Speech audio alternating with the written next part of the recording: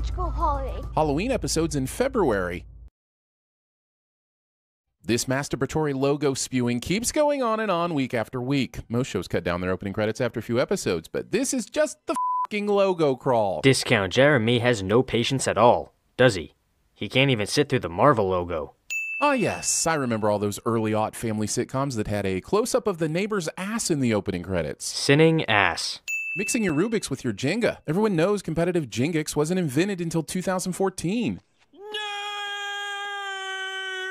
That's not exactly how I remember it. Except, according to your own look before cutting to it, you are the one remembering it. If this was Pietro's memory, why did we cut from your blatant memory face? Because she's picturing it, not remembering it? Shit, for a YouTube channel as big as they are, you'd think they wouldn't be this stupid. You are incorrigible, darling. I know you have a secret thing for Mexican wrestlers. Me gusta mucho. This sexual tension is leading somewhere, right? Like, they certainly wouldn't build this up every single episode and then not give us some sort of payoff. I think this counts as a Discount Jeremy says boner. Where do you keep your water balloons? Who asked the question this way? Wouldn't you just simply ask, where do you keep your balloons? Who stores balloons with water already in them? Discount Jeremy takes things too literally, cliche. And which one of you is the sassy best friend? It's funny because it's true. I haven't seen Disney's cell phone this hard since Cars 3 ended up trying to teach a lesson about crass commercialism. Discount Jeremy makes a pop culture reference that isn't a sin of the episode cliche. All you people who left still have the luxury of optimism. You have no idea what it was like. What it took to keep the lights on. Then maybe you should have told her all about this instead of just sending her on a mission her first day back. Are you seriously having trouble understanding this guy's character? I mean, he's pretty much a one-dimensional asshole, but you seem to think that he should have had the foresight to explain shit to Monica.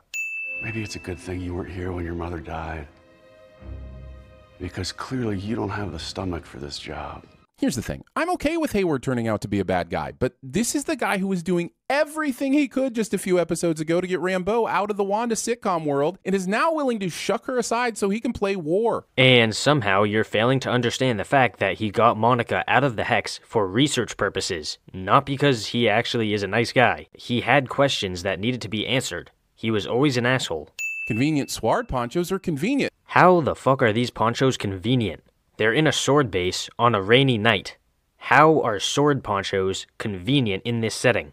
This show got intensely dark. It's like they took the dread of Get Out, but took the laser-accurate social commentary about racism in America and replaced it with, sitcom superhero stuff. And why is this a sin? You basically just compared Wandavision with Get Out, and that's literally all you did. Was the sin for the fact that this show doesn't deal with racism? Because if that is what you were going for, then that's stupid, seeing as this show is not supposed to be about that. So in this universe, who even voices Frozone? In this universe, who the fuck cares? This cul-de-sac has the most extended driveways in the history of sack bottoms. That's just poor city planning. Why even have a cul-de-sac in the first place? I myself actually live in a cul-de-sac, and some of the driveways are just like this, and some are even longer.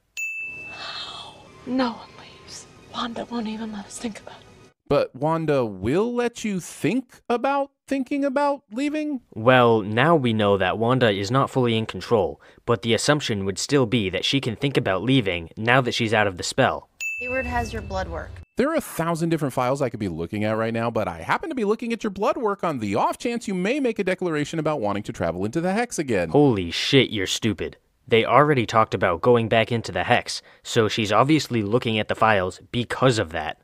Are they showing Night of the Living Dead in this town square? Sure, it's a great choice because it's public domain and all, but now I have to know who's controlling this so I know why their movie choices are so on the nose. A whole bunch of bullshit.